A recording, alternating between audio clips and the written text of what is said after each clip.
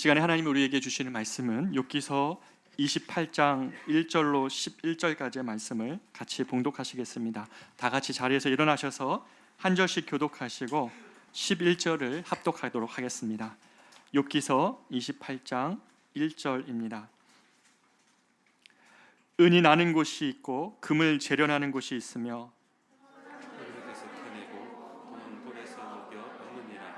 사람은 어둠을 뚫고 모든 것을 끝까지 탐지하여 어둠과 죽음의 그늘에 있는 광석도 탐지하되 그는 사람이 서는 곳에서 멀리 떠나 갱도를 깊이 뚫고 발길이 닿지 않는 곳 사람이 없는 곳에 매달려 흔들리는다. 음식은 땅으로부터 나오나 그 밑은 불처럼 변하였도다. 그 돌에는 성읍이 있고 사금도 있으며 그 길은 솔개도 알지 못하고 매 눈도 보지 못하며 용맹스러운 짐승도 밟지 못하였고 사나운 자가도 그리로 지나가지 못하였느니라. 사람이 굳은 바위에 손을 대고 산을 뿌리까지 뒤엎으며 보석에 수로를 펴서 각종 보물을 눈으로 발견하고 같이 읽습니다. 누수를 막아 스며 나가지 않게 하고 감추어져 있던 것을 밝은 대로 끌어내느니라. 아멘. 자리에 앉겠습니다. 오늘 저희 커맨시 교회에 귀한 목사님이 오셔서 말씀을 전해 주십니다. 부산 사랑의 교회를 담임으로 섬기시는 연부섭 목사님이신데요. 제가 참 사랑하고 존경하는 형님이시기도 하시고 또 제가 어려울 때마다 저에게 참 귀한 조언과 사랑을 베풀어 주시는 분이신데 아마 오늘 말씀을 같이 나눠보면 아시겠지만 참 귀한 말씀의 깊이를 갖고 계시는데요. 오늘 우리 목사님 나오실 때 목사님 보내주신 하나님께 감사하며 박수로 환영하겠습니다.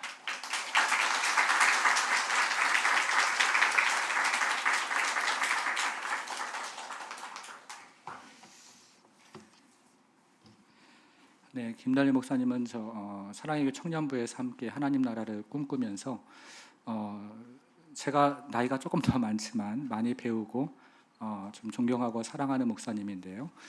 이곳에서 함께 예배드릴 수 있다는 것은 저에게도 참 귀한 기회인 것 같습니다. 오늘은 욥기를 통해서 말씀을 잠깐 나누기를 원하는데요. 욥기는 욥이라는 사람의 고난을 통해서 하나님을 찾아가는 과정입니다. 그런데 우리가 욥기를 읽어보면 참 욥기가 좀 어렵다 하는 생각이 듭니다. 욥기의 처음은 산문으로 되어 있지만 가운데 있는 대부분의 내용은 시로 되어 있기 때문에 욥기를 읽기가 여간 어려운 것이 아닙니다. 게다가 욥기 안에 등장하는 친구들의 말에는 옳고 그름이 섞여 있고요. 욥의 말에도 옳고 그름이 섞여 있기 때문에 욥기를 읽어내는 것이 참으로 어렵습니다. 그래서 우리가 욥기를 읽을 때 아마 다들 경험을 하실 텐데요. 욥기 1장, 2장의 산문으로 되어 있기 때문에 그것을 열심히 읽다가 중간에 있는 내용은 시로 되어 있어서 주님께 미안하지 않을 정도로만 살짝 읽고 넘어가다가 마지막에 또 42장 산문으로 되어 있는 부분을 읽고 마치는데 이렇게 욥기를 읽다 보면 우리가 욥의 주제를 욥의 인내와 욥의 인내에 대한 하나님의 보상이라고 생각을 합니다. 근데 이렇게 읽으면 욥기를 정반대로 읽는 것인데요. 오늘 본문을 통해서 욥기를 통해서 우리에게 하나님은 어떤 말씀을 하고 계시는지를 함께 생각을 해보겠습니다. 오늘 본문은 인간의 능력을 찬양하는 이야기로 시작을 합니다. 여러분 3절과 4절을 다시 한번 같이 읽어볼게요. 3절과 4절을 같이 읽어보겠습니다. 시작. 사람은 어둠을 뚫고 모든 것을 끝까지 탐지하여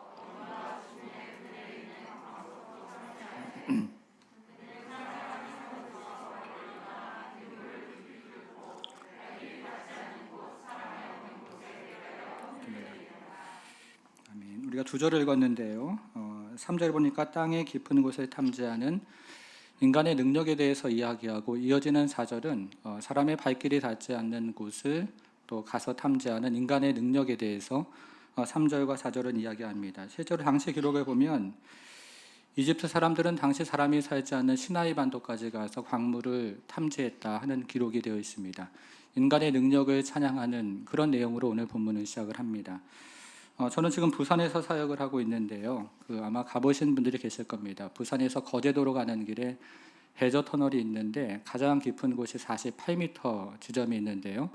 제가 알기로는 세계에서 그 해저 터널 중에서 가장 깊은 곳이라고 합니다. 반면에 여러분 중에 두바이의 부르츠 칼리파를 가보신 분이 계실 텐데요.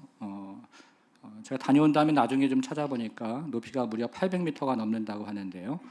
우리나라에서 가장 높은 건물의 길이가 550m라고 하니까 그 높이를 미루어 짐작을 해볼 수가 있습니다. 인간의 능력이 참으로 대단하다 하는 생각을 하게 됩니다. 그런데 오늘 본문이 우리에게 이야기하는 것은 인간의 능력에 대한 이야기를 하는 것이 아니고 인간의 지혜에 대한 이야기를 하고 있습니다. 능력보다 지혜를 오늘 본문은 이야기를 하고 있는데요. 여러분 12절부터 14절을 한번 보겠습니다. 12절부터 14절도 같이 좀 읽어보겠습니다. 시작. 그러나 지혜는 어디서 얻으며 영적인 것은 어디니고 사람이 알지 못하나니 사람이 사는 땅 깊은 물이 이르기를 내 속에 있지 아니하다 하며 바다가 이르기를 이것은 인간이 지혜를 찾지 못한다 이런 내용으로 되어 있습니다. 광물을 탐지하는 인간의 능력은 참으로 대단하지만 그러나 지혜는 인간이 찾을 수가 없다 하는 내용으로 되어 있습니다. 제가 부산에서 사역을 하면서 신방을 다녀보면 성도들의 첫 번째 기도 제목은 건강이라는 생각이 들고요. 두 번째 기도 제목은 자녀라는 생각이 듭니다. 그런데 대부분의 젊은 부부들은 아이들을 키울 능력이 없는 것이 아니라 그때의 아이들에게 가장 중요한 것이 무엇이고 그리고 그것을 분별해서 가르칠 지혜가 없다는 생각이 듭니다. 대부분의 젊은 부부들은 자신들이 아이들을 키울 능력이 부족하다고 생각하지만 사실은 지혜가 부족한 것이죠. 이것은 이 땅을 살아가는 젊은이들도 마찬가지입니다. 이 땅이 경쟁이 심하다 보니까요. 참 능력이 부족하다 스스로 그렇게 생각을 하지만 사실은 인생을 살아가는 지혜가 부족한 경우가 많습니다. 그래서 영국의 유명한 문학가인 버나드 쇼는 청춘을 젊은이들에게 주기에는 너무 아깝다라는 유명한 말을 했습니다. 우리가 곰곰이 생각해 보면 인생의 문제가 능력의 문제가 아니라 지혜의 문제인데 욥기는 그것에 대해서 계속해서 이야기를 하고 있고 오늘 본문도 그 부분에 대해서 이야기를 하고 있습니다.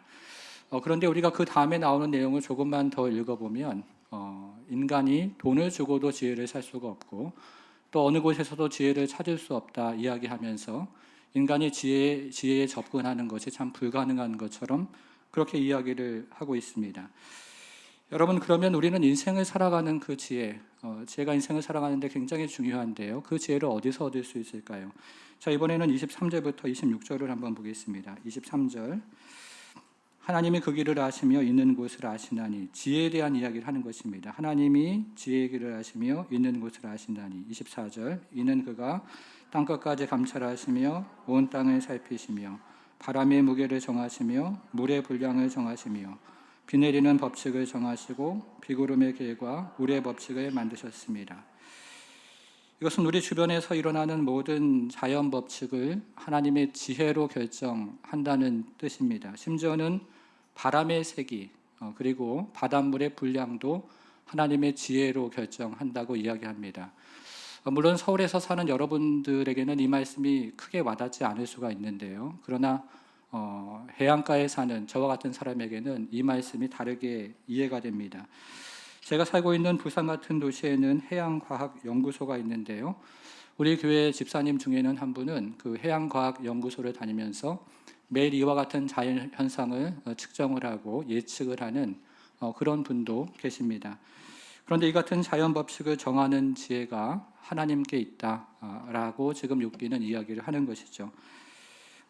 우리는 지금까지 지혜에 대한 이야기를 계속 살펴보고 있는데요. 그러면 이 지점에서 욥기는 왜 지혜에 대한 이야기를 하고 있을까 하는 질문을 할 수 있습니다. 우리가 욥기를 읽어보면 오늘 본문은 욥과 친구들의 대화가 마무리되는 시점에 기록이 되어 있습니다. 욥기를 읽어보면 3장부터 오늘 본문 그 전장인 26장까지 욥과 친구들의 대화가 이어지는데요. 거기서 끝이 나고 오늘 본문이 등장을 하니까 욥과 친구들의 대화가 마무리되는 시점에 오늘 본문이 적혀 있습니다. 어느 날 욥에게 고난이 찾아왔습니다. 모든 재산을 잃었습니다. 자녀를 잃었습니다. 그리고 건강을 잃었습니다. 이때 3명의 친구들이 찾아왔습니다. 위로가 되었고 또 용기가 되었고 또 힘을 얻었습니다. 그래서 욥은 친구들로부터 자신의 인생의 그 중요한 문제를 해결할 수 있는 지혜를 기대했습니다. 그런데 친구들의 말을 가만히 들어보니까요, 사람이 고난을 받는 이유는 죄 때문이라고 이야기를 합니다. 콩 심은 데 콩 나고 팥 심은 데 팥이 나는 것처럼 욥이 건강을 잃어버리고 자녀를 잃어버리고 재산을 잃어버린 이유는 바로 욥의 죄 때문이라는 말을 들었습니다. 그래서 욥은 자신을 열심히 돌아보기를 시작합니다. 자신 안에 있는 또 모르는 죄, 그리고 자신이 알고 있는 죄 때문에 고난을 받는가 싶어가지고 자신을 돌아봅니다. 그런데 아무리 자신을 돌아보아도 이처럼 큰 고난을 당할 만한 죄를 발견할 수가 없었습니다. 물론 욥은 완벽한 사람도 아니고 그리고 완전한 사람도 아니었지만 그는 이 같은 고난을 당할 이유를 찾지 못하고 있습니다. 그래서 욥은 친구들과 몇 날 며칠을 이야기하다가 사람에게는 인생의 궁극적인 문제를 해결할 수 있는 지혜가 없다는 사실을 깨달았습니다. 굉장히 중요한 포인트를 깨달은 것인데요. 사람에게 지식이 없는 것도 아닙니다. 능력이 없는 것도 아닙니다. 그러나 인생의 궁극적인 문제를 해결할 수 있는 지혜가 없다는 사실을 바로 이 지점에서 욥은 깨달았습니다. 여러분, 그러면 인생의 궁극적인 문제를 해결할 수 있는 그 지혜가 어디에 있을까요? 자, 27절 한번 가보겠습니다. 27절이요. 그때에 그가 보시고 선포하시며 굳게 세우시며 탐구하셨고, 이것은 지혜에 관한 이야기를 하는 것인데요. 이런 의미입니다. 그때에 하나님이 지혜를 보시고 지혜를 선포하십니다. 지혜를 굳게 세우시고 그리고 지혜를 탐구하십니다. 아십니다. 라고 이야기합니다. 인생의 궁극적인 문제를 해결하는 지혜가 하나님께 있다는 사실을 욥이 이 지점에서 깨달은 것입니다. 여러분, 그러면 우리는 이 같은 지혜를 어디서 얻을 수 있습니까? 우리가 욥기를 읽어보면 욥기 1장과 2장은 하나님께서 천상의 존재들에게 하시는 말씀으로 되어 있습니다. 하나님께서 직접 말씀하시는 내용이 1장과 2장에는 등장을 하는데요. 이때는 천상의 존재들에게 하나님께서 말씀하십니다. 그리고 이어지는 3장부터 오늘 본문 직전인 27장까지는 하나님의 말씀이 나오지가 않습니다. 욥과 친구들의 대화가 서로 이어지면서 하나님의 말씀이 그 안에는 더 이상 나오지가 않습니다. 그러다가 오늘 본문에서 다시 하나님의 말씀이 등장을 합니다. 그런데 오늘 본문에 나오는 하나님의 말씀은 이 천상의 존재들에게 하시는 하나님의 말씀이 아니라 인간에게 직접 하시는 하나님의 말씀으로 되어 있습니다. 그러니까 오늘 본문에 나오는 하나님의 말씀은 인간에게 직접 하시는 욥기에 나오는 첫 번째 하나님의 말씀이라고 할 수 있습니다. 그 말씀이 28절에 나오는데요. 오늘 본문 맨 마지막 구절입니다. 자, 28절을 한번 보겠습니다. 또 이렇게 시작을 하죠. 1장, 2장에서는 천상의 존재들에게 하나님 말씀하셨는데 또 그 다음 한번 보십시오. 뭐라고 되어 있습니까? 사람에게라고 되어 있죠. 사람에게 말씀하십니다. 1장, 2장에서는 천상의 존재들에게 하나님 직접 말씀하셨는데요. 여기서는 사람에게 이번에는 말씀하시는데 여호와께서 사람에게 하셨던 첫 번째 말씀이 무엇이냐면 보라, 주를 경외함이 지혜요 악을 떠남이 명철이니라. 이 말씀을 하셨다는 것이죠. 자, 두 가지 말씀을 하십니다. 첫째는 주를 경외함이 지혜라는 말씀을 하십니다. 그리고 두 번째 말씀은 악을 떠남이 명철이라는 말씀을 하십니다. 제가 보기에는 이 말씀이 욥기에서 가장 중요한 말씀이고요. 그리고 우리가 인생을 살아가면서 가슴에 새기고 계속 묵상해야 되는 말씀이기도 합니다. 그래서 오늘은 이 두 가지 말씀을 조금만 더 생각해 보길 원하는데 먼저 두 번째 말씀을 한번 보겠습니다. 자, 두 번째 말씀은 악을 떠남이 명철이니라 말씀하십니다. 자, 이 말씀은 무슨 의미일까요? 욥기를 앞으로 넘겨서요. 1장 1절로 가보겠습니다. 여기 좀 접으시고 앞으로 좀 넘기셔서 욥기의 첫 번째 장, 첫 번째 구절로 한번 가보겠습니다. 1장 1절이죠. 우스 땅의 욥이라 불리는 사람이 있었는데 그 사람은 온전하고 정직하여, 그 다음 한번 보십시오. 하나님을 경외하며 악에서 떠난 자더라.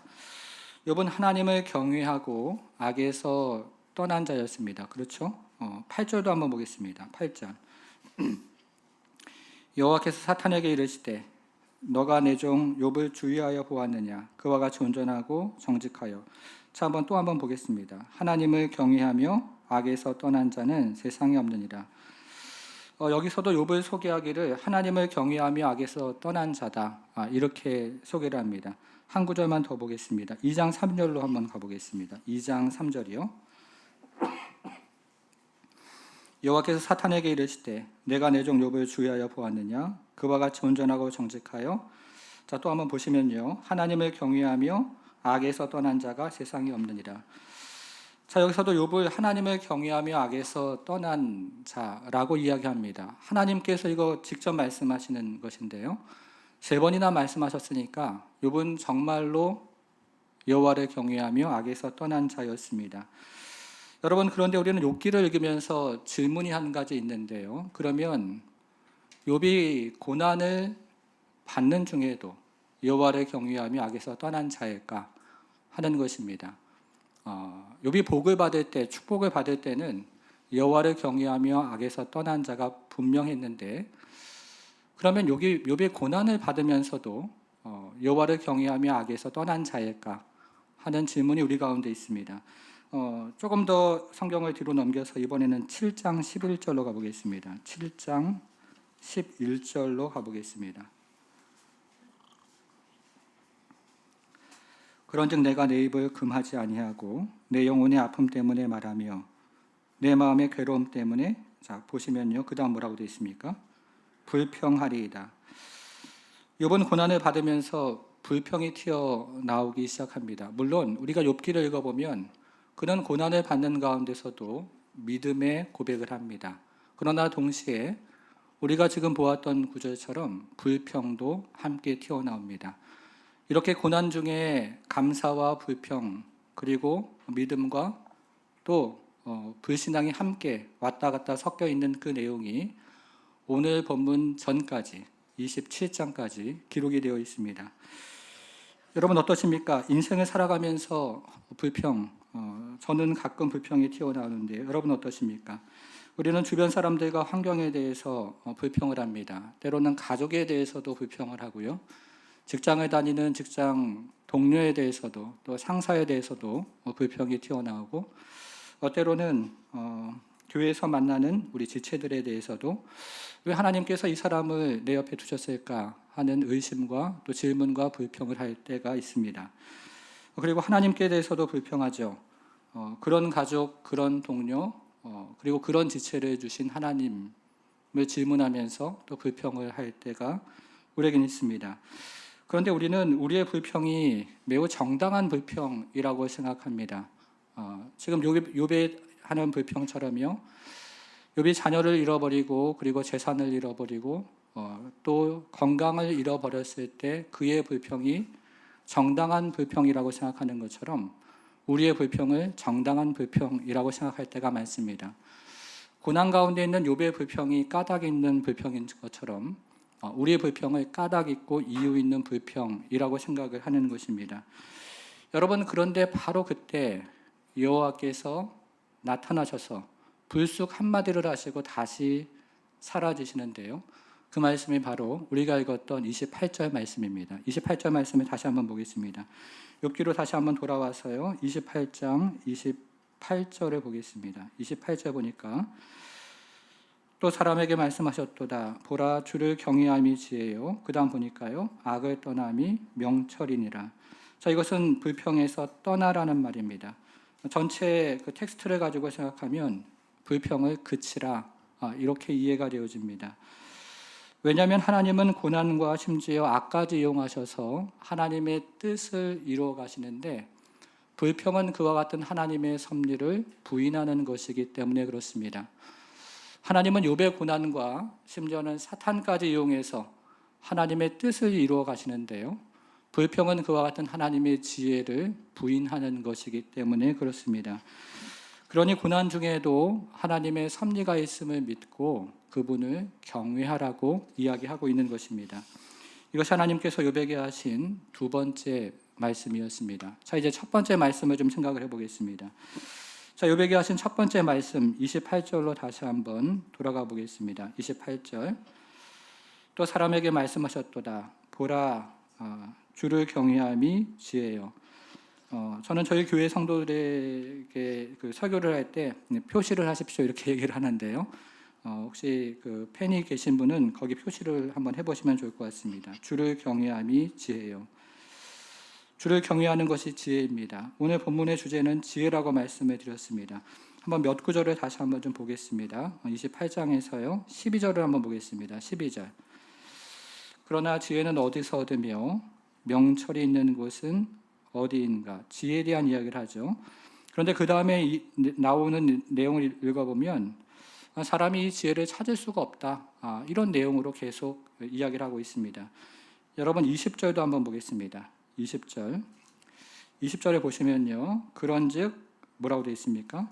지혜는 어디서 오며 명철이 머무는 곳은 어디인고. 사람은 그 지혜를 찾을 수가 없는데 20절 이후의 내용을 보면 그 지혜가 하나님에게 있다. 이런 내용으로 되어 있습니다. 그런데 제가 이 구절을, 이 두 구절 12절과 20절을 시보리 원문으로 좀 찾아보니까요. 여기 나오는 12절에 나오는 지혜라는 말, 또 20절에 나오는 지혜라는 말 앞에는 정관사가 있습니다. 정관사가 있어서 여기 나오는 지혜라는 말은 특정한 지혜를 이야기하는 것인데요. 하나님께서 인생을 다스리는 지혜, 그리고 우주를 통치하시는 지혜에 대해서 이야기하고 있습니다. 그러나 반면에 우리가 앞에서 읽었던 28절에 나오는 지혜, 그 28절에 나오는 지혜 앞에는 정관사가 있지가 않습니다. 그냥 지혜라고만 되어 있습니다. 그러니까 28절에 나오는 지혜는 근원적인 지혜에 대해서 이야기하고 있는 것인데요. 28절에 나오는 지혜는 어떤 특정한 지혜를 이야기하는 것이 아니라 우리 인생에 있어서 인간에게 가장 근원이 되는 지혜에 대해서 이야기를 하고 있는 것입니다. 여러분, 그러면 우리 인생에 있어서 가장 근원이 되는 지혜는 무엇이라고 생각을 하십니까? 법정 스님은 인간의 지혜가 인간의 마음에 달렸다 이렇게 말하는데 그런 것을 말하는 것일까요? 자, 화면으로 잠언 1장 7절을 한번 보겠습니다. 여호와를 경외하는 것이 지식의 근본이거늘. 인간의 가장 근원적인 지혜는 여호와를 경외하는 것입니다. 전도서 5장 7절도 한번 보겠습니다. 그러하니 오직 너는 하나님을 경외할지니라. 자, 시편 111편 10절도 마찬가지인데요. 여호와를 경외함이 지혜의 근본이라. 자, 오늘 본문 28장 28절도 마찬가지입니다.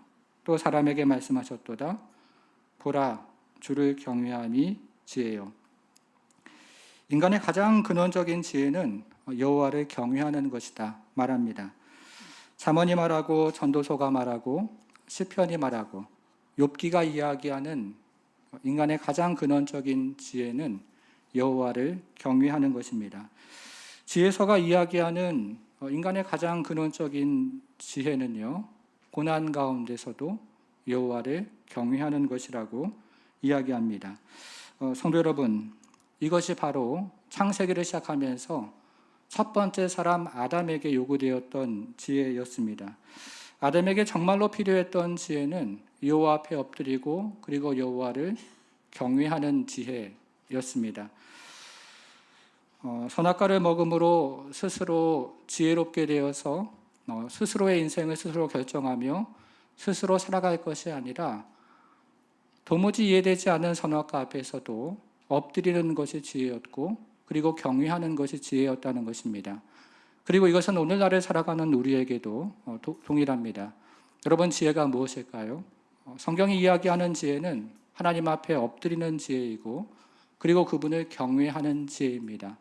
우리가 인생을 살아가다 보면 도무지 이해되지 않는 사건이 우리 앞에 있기도 하고 그리고 도대체 받아들일 수 없는 그런 상황 가운데 우리가 있기도 한데요. 그 앞에서 우리는, 그 선악과 앞에서 우리는 엎드리는 것이 지혜이고 여호와를 경외하는 것이 지혜라고 이야기하고 있는 것입니다.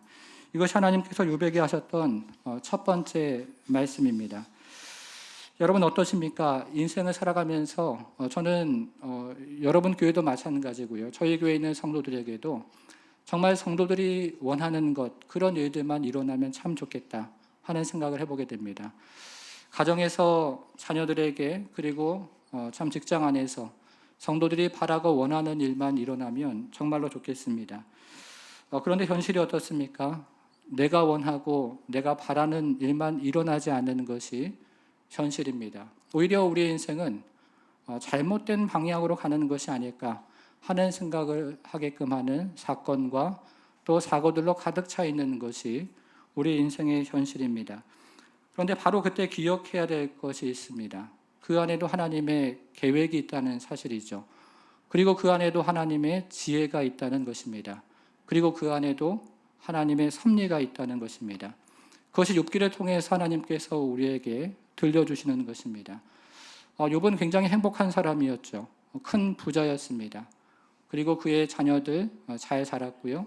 그리고 욥은 참 건강한 사람이었습니다. 그러나 어느 날 하루아침에 모든 재산을 잃어버립니다. 그리고 자녀를 잃어버립니다. 그리고 건강을 잃어버립니다. 그런데 그것이 하나님의 계획 밖에서 일어나는 일이 아니라는 겁니다. 하나님의 섭리 밖에 있는 일도 아니라는 것이죠. 하나님의 지혜 안에 있는 일이고 하나님의 지혜 밖에서 지금 일어나는 일이 아니라고 성경은 이야기를 하고 있습니다. 그러니 믿음으로 창조자 앞에 나아가서 그분 앞에 엎드리는 것이 지혜요. 그분을 경외하는 것이 지혜인 것입니다. 저희 교회 한 집사님의 이야기입니다. 저희 교회 한 여집사님이 결혼해서 이제 첫째 아이가 돌이 될 즈음이었습니다. 돌이 되기 이틀 전에 우리 시부모님이 서로 싸움을 했는데요. 이 서울 분들은 부부 싸움을 해도 조금 얌전하게 하시지만 지방은 이제 한번 싸웠다 하면 이제 끝장을 보는데요. 시부가 시아버지가 시어머니를 칼로 찔렀습니다. 그래서 이 시아버지는 교도소에 가게 됐고요. 이 시어머니는 중환자실에서 2주 동안 있다가 돌아가셔가지고 집안이 아주 풍지박산이 되었습니다. 그리고 나서 둘째 아이가 오랜 시간이 흐른 후에 이제 태어났는데요. 이 둘째 아이가 태어날 때쯤 해서 이 집사님이 대장암 4기 판정을 받았습니다. 그래서 서울에 와서 수술을 하고 2년 동안 항암 치료를 했는데 60차례를 했는데요. 이 항암 치료가 이제 더 이상 말에 듣지 않아서 약을 바꿔서 다시 40차례를 했습니다. 그러니까 항암 치료만 100번을 넘게 이분이 치료를 받았습니다. 그리고 몇 년이 지나서 이 시아버지가 출소를 했습니다. 그런데 그 즈음에 이번에는 남편이 바람을 피웠습니다. 그래서 이분이 이혼을 하게 되고 두 자녀를 지금 혼자서 키우고 있습니다. 여러분 한번 생각해 보십시오. 집안에서 살인사건이 일어나고요. 그리고 자신은 대장암 4기 판정을 받아서 정말 언제 죽을지, 자녀를 두고 언제 죽을지를 모르는 상황이고, 그리고 남편은 바람을 피워서 이혼을 하게 되고 자녀를 이제 혼자서 키우게 되었습니다. 그런데 이 집사님이 여전히 믿음의 자리에 있습니다. 자신에게 일어난 일을 모두 다 이해할 수 없지만 그러나 그럼에도 불구하고 여전히 믿음의 자리에 있습니다. 순간순간 하나님의 섭리가 있고 지혜가 있음을 믿음으로 고백하는 것이죠. 그것을 머리로 고백하는 것은 아니지만 믿음으로 고백하면서 여전히 믿음의 자리에 있습니다. 그리고 지난 5월 달에 저희 교회가 새생명 축제를 했는데요. 그때 많은 분들 앞에서 자신이 살아온 인생을 간증을 하게 되었습니다. 그래서 새 가족들에게 하나님의 섭리와 은혜에 대해서 이야기를 하기 시작했고, 그리고 기존에 있는 우리 성도들에게도 또 특별히 환우들에게 큰 위로와 또 은혜가 되는 그런 시간을 함께 가졌습니다. 성경이 이야기합니다. 보라, 여호와를 경외하는 것이 지혜요 라고 말이죠. 여러분, 욥의 고난의 이야기는 성도들의 고난의 이야기입니다. 그런데 우리가 욥기를 조금만 더 자세히 읽어보면 욥의 고난의 이야기는 성도들의 고난의 이야기와는 다른 특별한 고난의 이야기입니다. 욥은 훌륭한 인격과 그리고 많은 재산과 그리고 행복한 가정을 가진 경건한 사람 정도가 아니었습니다. 욥은 가장 훌륭한 인격과 가장 당시에 많은 재산과 그리고 당시에 가장 많은 자녀 행복한 가정을 가진 가장 경건한 사람의 이야기입니다.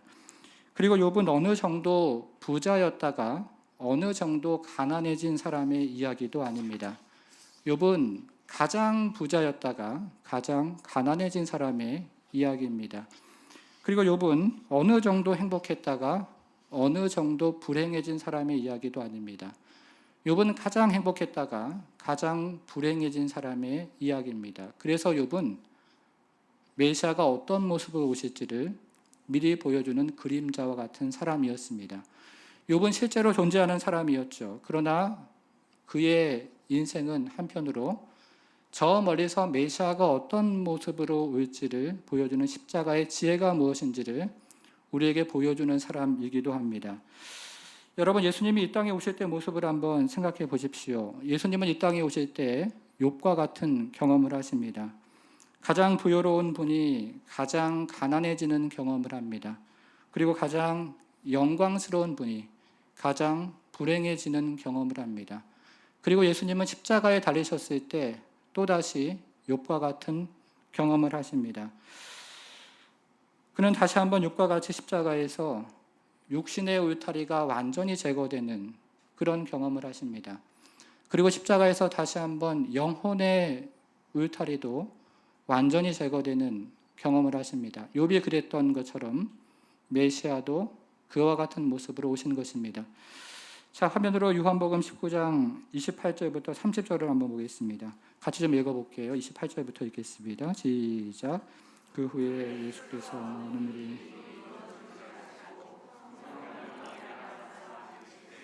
이런 말을 하시니 거기 신 포도주가 가득히 담긴 그릇이 있는지라. 사람들이 신 포도주를 적신 화면을 우슬초에 메어 예수의 입에 대니 예수께서 신 포도주를 받으신 후에 이르시되 다 이루었다 하시고 머리를 숙이니 영혼이 떠나시니라.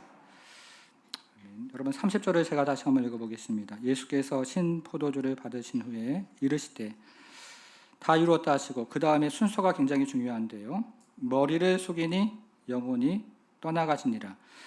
영혼이 떠나가시니 머리를 숙이셨다 이렇게 되어 있지 않고 머리를 숙이니 영혼이 떠나가셨다 이렇게 되어 있습니다. 앞에 있는 내용을 다시 한번 보면 예수님의 육신은 갈기갈기 찢기면서 예수님의 육신의 울타리가 제거되었다라고 이야기합니다. 예수님의 영혼도 갈기갈기 찢어지면서 나의 하나님 나의 하나님 어찌하여 나를 버리셨나이까 라고 외치면서 예수님의 영혼을 둘러치고 있는 울타리도 제거되었습니다. 그런 다음에 예수님은 머리를 숙인 후에 운명하셨다라고 이야기합니다. 그런데 우리는 예수님께서 머리를 숙이고 운명하셨다는 점에 주목을 해 볼 필요가 있습니다. 먼저 운명하신 후에 머리를 가슴 쪽으로 떨구었다. 이게 순서죠. 이렇게 이야기하지 않고 머리를 숙인 후에 운명하셨다라고 이야기한다는 것입니다. 여러분, 이것이 우리에게 무엇을 알려줄까요? 당시 히브리 문화는 머리를 숙이는 것이 존경의 표시였습니다. 우리도 전에 지금도 마찬가지인데요. 머리를 숙이는 것이 상대방에 대한 존경의 표시인 것처럼 당시 히브리 문화도 머리를 숙이는 것이 존경의 표시였습니다. 그러니까 예수님이 머리를 숙이는 것은 하나님 아버지의 뜻에 마지막까지 끝까지 복종을 하겠다는 뜻입니다. 예수님은 12군단이나 되는 천사를 동원해서 십자가에서 내려오실 수 있었지만 예수님은 그 십자가에도 하나님의 지혜가 있음을 믿고 마지막 있는 힘을 끌어다가 머리를 숙이고 그리고 돌아가셨던 것입니다. 예수님은 그분의 인성으로는 도저히 이해할 수 없는 십자가, 도저히 인성으로 받아들일 수 없는 그 십자가에도 여호와 하나님의 지혜가 있음을 믿고 마지막까지 머리를 숙임으로 그분 아버지 앞에 순종을 했던 것입니다. 그리고 사도 바울은 후에 다메섹 도상에서 예수님을 만난 후에 이 십자가를 하나님의 지혜라고 이야기를 했습니다. 유대인에게는 거리끼는 것이요 이방인에게는 미련한 것이지만 택하심을 받고 부르심을 받은 우리에게는 하나님의 지혜가 이 십자가에 들어있다는 말로 이 십자가를 표현했습니다. 성도 여러분, 인생을 살아가시면서 어떠십니까? 인생을 살아가면서 우리는 아담이 마주했던 선악과를 마주할 때가 있습니다. 그리고 인생을 살아가면서 우리는 예수님이 마주했던 십자가를 마주할 때도 있습니다.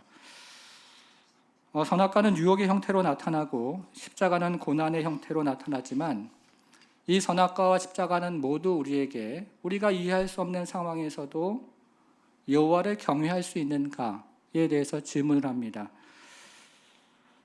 선악과는 살아있는 나무이고요. 이 십자가는 죽은 나무이지만 이 선악과와 십자가는 모두 우리가 도무지 받아들일 수 없는 상황에서도 우리는 그때에도 엎드려서 여호와를 경외할 수 있는가를 우리에게 묻고 있습니다. 여기서 첫 번째 아담은 불순종을 했고 두 번째 아담이신 예수님은 순종을 했습니다. 여러분들의 교회는 지난 부활절에 시작된 교회입니다. 그래서 이곳에는 또 분당 우리 교회에서 오신 분들이 계시고요. 또 지역에서 오셔서 함께 하나님의 나라를 꿈꾸는 분들이 계실 겁니다.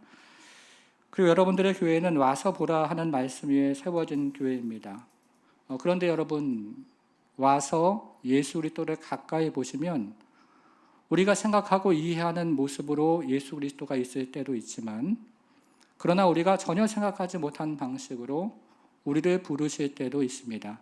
고난 가운데 우리를 부르시고 고난 가운데 십자가의 의미를 우리에게 알려주시고, 그리고 고통 가운데 하나님이 누구신가를 만나는 그 영광 가운데 우리를 부르실 때가 있다는 것입니다. 교회도 마찬가지입니다. 교회 안에서 또 인생을 살아가면서 우리가 이해되고 그리고 우리가 바라는 일만 일어나면 좋겠지만, 사실 우리 인생 가운데 그리고 교회 안에서 일어나는 모든 일들 가운데는 우리가 이해할 수 없고 그리고 받아들이기 어려운 일들이 얼마나 많이 있습니까? 그런데 그런 때에도 오늘 본문은 우리에게 말씀합니다. 여호와를 경외하는 것이 지혜라고 말입니다. 그리고 우리가 그 여호와 앞에 엎드려 하나님을 바라보기 시작할 때 우리는 인생을 살아가면서 우리 뒤에 펼쳐진 수많은 일들 가운데 여전히 이해가 되지 않고 여전히 고통 가운데 있지만, 그러나 그 고통과 고난을 통해서 주의 뜻이 이루어지고 교회가 세워지는 그 영광 가운데 들어가는 것입니다. 여러분의 교회와 또 여러분의 인생길을 살아갈 때 바라기는 이 십자가의 은혜, 그래서 십자가의 고난과 고통을 통해서 우리 주님의 뜻이 이루어지는 그 영광이 여러분의 교회와 인생 가운데 가득하기를 주님의 이름으로 축원합니다. 기도하겠습니다.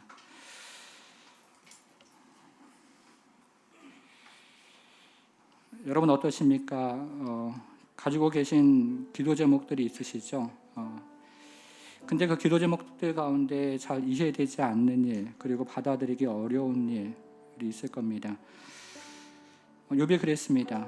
여러분, 자녀가 한 사람이 없어져도 부모의 심정이 어떻습니까?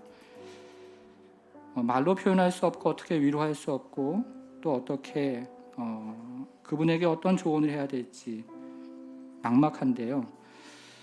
그러나 육과 같은 그와 같은 큰 고난과 어려움 가운데서도 우리 주님은 그것이 주님의 지혜 안에 있다고, 섭리 안에 있다고, 계획 밖에 있는 일이 아니라고 이야기합니다.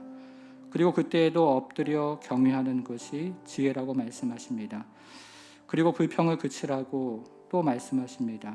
사랑하는 여러분, 여러분 인생 가운데 이해되지 않는 일, 받아들이기 어려운 일이 있지만, 그러나 분명한 것은 그것이 여호와의 지혜 안에 있고 섭리 안에 있고 계획 안에 있고, 엎드려 경외할 때 주님께서는 우리를 계속해서 주님의 계획 가운데 주님의 뜻을 이루어 가신다는 것입니다. 이 교회가 그런 교회 되기를, 이 세상에서 이야기하는 영광이 아니고 주께서 말씀하신 십자가를 따라가는 교회, 그리고 여러분들의 인생도 동일하게 그 십자가 안에서 이해되어지는 그런 인생이 되기를 바랍니다. 우리의 기도 제목, 그리고 또 교회가 가지고 있는 여러 기도 제목들 가지고 우리 함께 기도하고 마치겠습니다. 기도하겠습니다. 하나님 아버지, 우리 사랑하는 성도들 가운데 이해되지 않는 많은 일이고, 하나님 아버지 받아들이기 어려운 많은 일이지만, 그것이 하나님의 지혜 밖에 일어나는 일이 아니요 섭리 가운데 하나님 아버지 일어나는 일이며, 하나님의 계획 밖에 있는 것이 아니고 하나님의 계획 안에 있는 일임을 하나님 고백하고 주 앞에 엎드려 하나님 아버지 기도하고 여호와를 경외하며 하나님 앞에 나아갑니다. 하나님 아버지 엎드려 하나님 경외하는 하나님 것의 지혜의 근본이라고 말씀하셨던 것처럼 하나님 아버지 우리 인생길을 살아가면서 고난 가운데 있는 우리 사랑하는 성도들 그 십자가를 통해서 하나님 아버지 주의 뜻이 이루어지는 것들을 경험하게 하시고 그것이 하나님의 지혜요 그것이 하나님의 능력이며 그것이 하나님의 영광인 것들을 하나님 아버지 고백하고 우리 하나님 앞에 엎드려 기도하는 하나님 그 자리로 나와서 하나님을 경외하고 하나님을 바라는 역사가 있도록 우리 하나님 도와주시기를 기도합니다. 하나님 아버지 육신의 질병 때문에 고통당하는 성도가 있습니까? 자녀들의 여러 가지 어려운 일 때문에 하나님 아버지 마음에 근심 있는 성도가 있습니까? 하나님 아버지 이해되지 않는 일 많고 받아들이기 어려운 일 많지만 하나님의 지혜가 있음을 믿고 또 하나님의 섭리가 있음을 믿고 그 안에 하나님의 계획이 있음을 믿고 주 앞에 엎드려 하나님 아버지 기도하는 성도들 될 수 있도록 도와주시고 하나님 아버지 그래서 참으로 여호와를 경외하는 것이 지혜라고 말씀하신 그 하나님 앞에 나아가서 하나님 우리의 인생을 주 앞에 의지하고 하나님께서 인도하시는 그 인도하심을 하나님 바라보며 하나님 앞에 나아가는 성도들 될 수 있도록 우리 하나님 역사하여 주옵소서.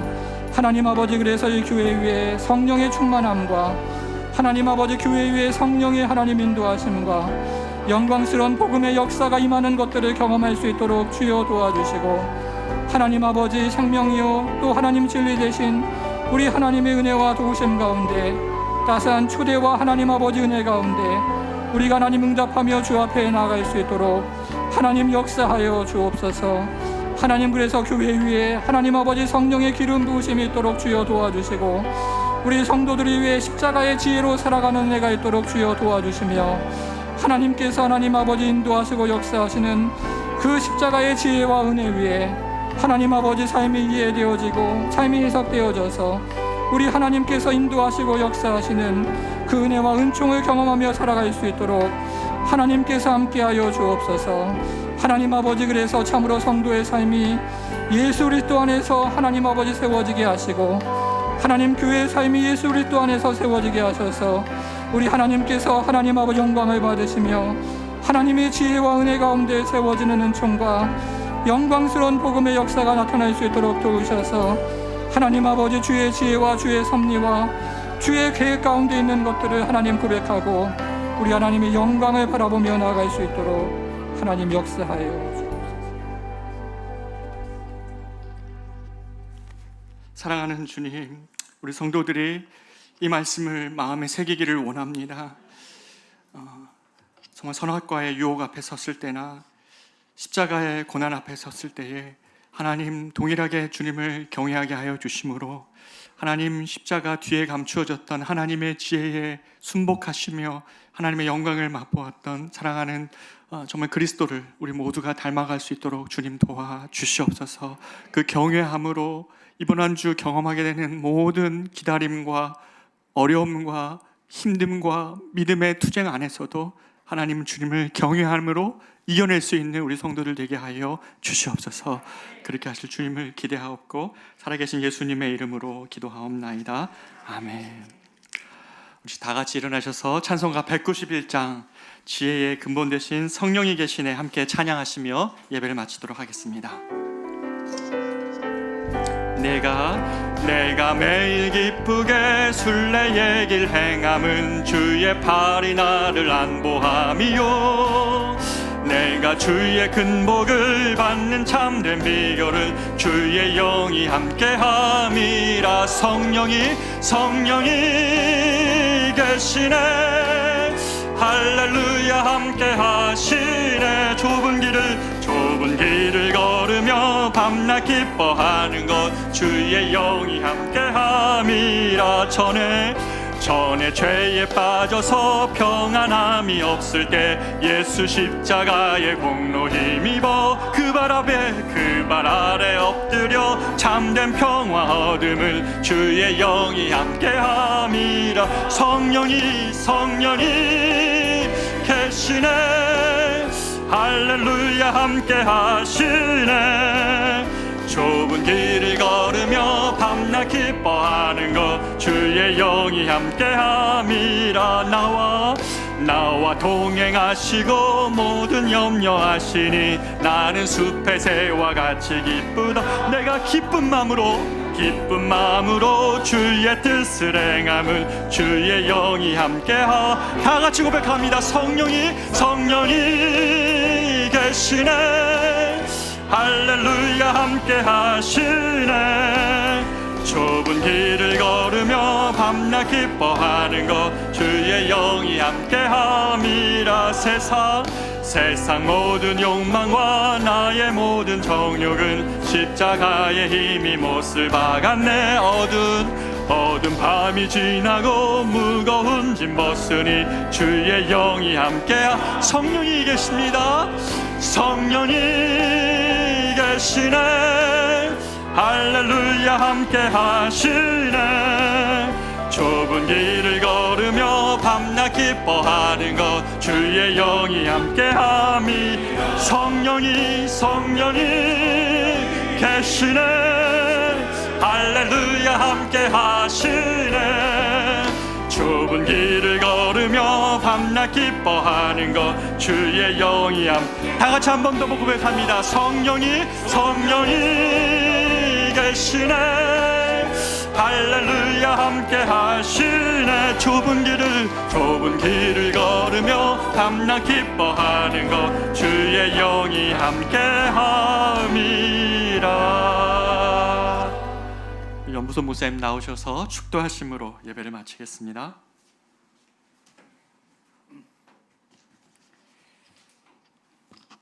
이제는 우리 주 예수 그리스도의 은혜와 하나님의 크신 사랑과 성령의 감화 감동 충만케 하심이 고난 가운데서도 여호와를 경외함이 지혜요 악에서 떠남이 명철인 것을 믿기로 결단하는 모든 성도들 머리 위에 이제부터 영원토록 함께 하실지어다. 아멘.